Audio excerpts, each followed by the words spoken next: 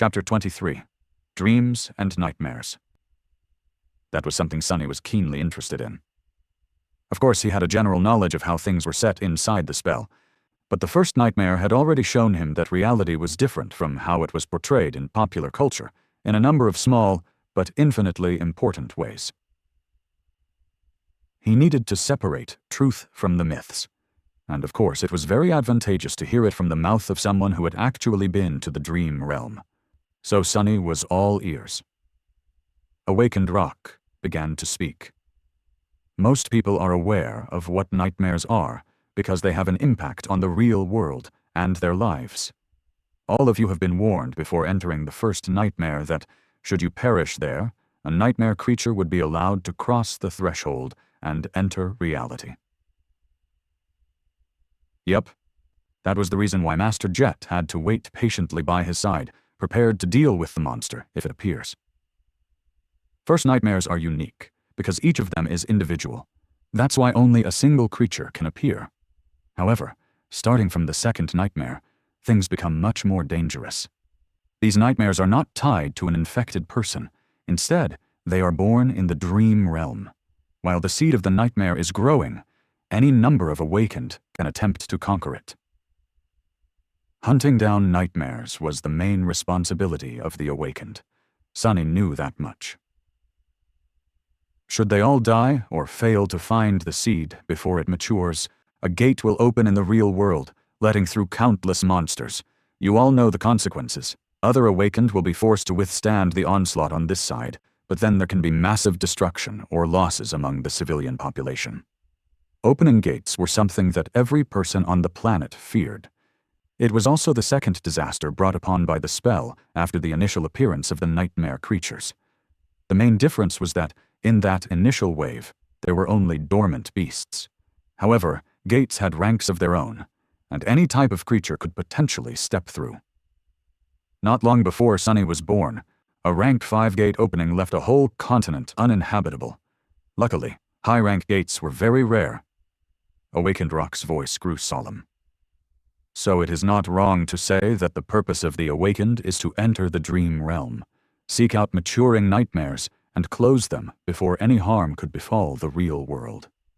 From this, you can see that the dream realm and the nightmares are connected, but are not one and the same. If nightmares are the destination, then the dream realm is the road.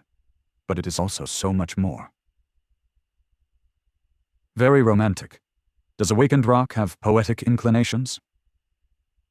Simply put, the dream realm is a world. It is vast, mysterious, and mostly unexplored. It is also dead. There is no life out there except for the nightmare creatures, corrupted ecosystems. And now us. But it wasn't always dead.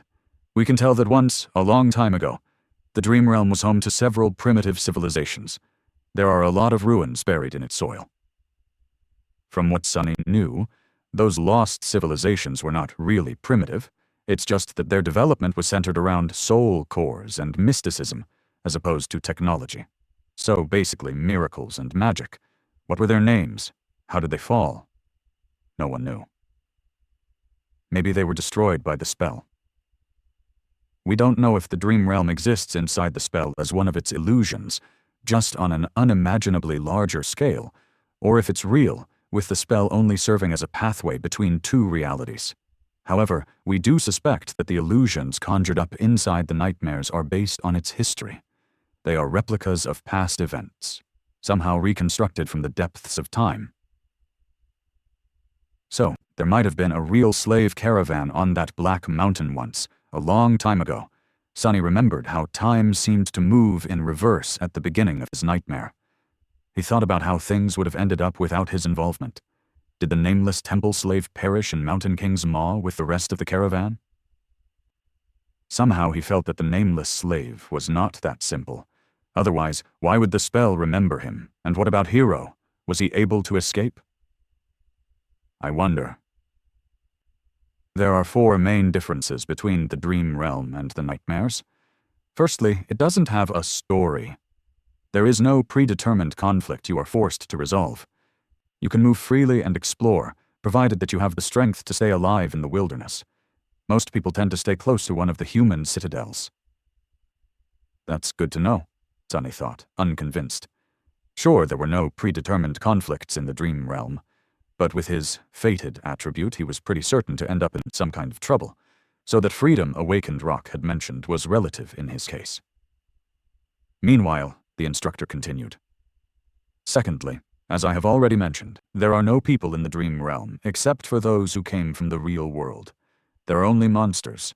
Some of them can mimic human appearance, though, so be mindful of that. Sunny felt cold sweat running down his back. Nightmare creatures mimicking humans? So creepy. Since when was that a thing? Why hasn't he ever heard about it? He stole a glance at the legacies standing in the first row and noticed that they did not show any sign of surprise. So they knew. Thirdly, unlike the first nightmare, no nightmare creatures will appear in the real world if you die in the dream realm. It may sound cruel, but that's a good thing. Awakened forces are already spread thin.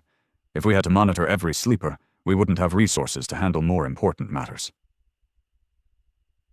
Considering that each sleeper could spend weeks, sometimes even months, in the dream realm, there was a ruthless logic in that statement. And lastly, and most importantly, unlike nightmares, which are bound by the rules of fairness, there is no limit to what kind of creature you can meet in the dream realm. During its trials, the spell won't pit a dormant human against an opponent many ranks above them. Oh, really? Sunny sneered. However, he was forced to agree with Awakened Rock. Even though both Hero and Mountain King were way out of his league, they were still just one rank above him. But in the dream realm, no such restrictions exist. Theoretically, you can stumble upon an unholy titan and die before even realizing what happened. So be careful and stick to the regions with enemies on par with your own rank. It's not an ironclad guarantee, but at least there will be less of a chance of you biting off more than you can chew. Sticking to a region populated by nightmare creatures below his rank was even better.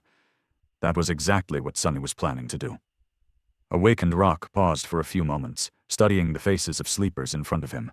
Then he added, "When the solstice comes, you will be drawn into the dream realm. The exact location of where you will appear can't be predicted in advance, but there is a high chance that many of you will find yourselves in close proximity to each other. Band together and proceed to the nearest human citadel. Each citadel is built around a gateway. Once you reach it, you will be able to return." Gateways were special portals that served as exit points from the dream realm. Once sleepers reached such a portal, they would be able to escape back to reality and become awakened. Their core would evolve, and they would also receive a second aspect ability. After that, they would return to the dream realm each time they fall asleep. If you can't locate or are unable to reach the nearest human citadel, search for an unclaimed gateway. It will usually be inside or near the most prominent landmark of the region. Work together to defeat its guardians and come back alive. He gave them a heavy look. That is all for today. Next, follow the instructions sent to your communicators to find your assigned dormitory. Once settled, you may proceed to the cafeteria for some late supper. There will be a round of interviews after that to prepare your suggested curriculums. Get a good night's rest. Your training starts tomorrow. With that, he gave them a short nod and left. Sunny sighed. Can't be predicted in advance, huh? With his luck, he would either drop right in the middle of a prosperous human citadel and immediately roll into a gateway, or appear in some region of the dream realm so remote and deadly that no one had ever heard about it or returned from it alive.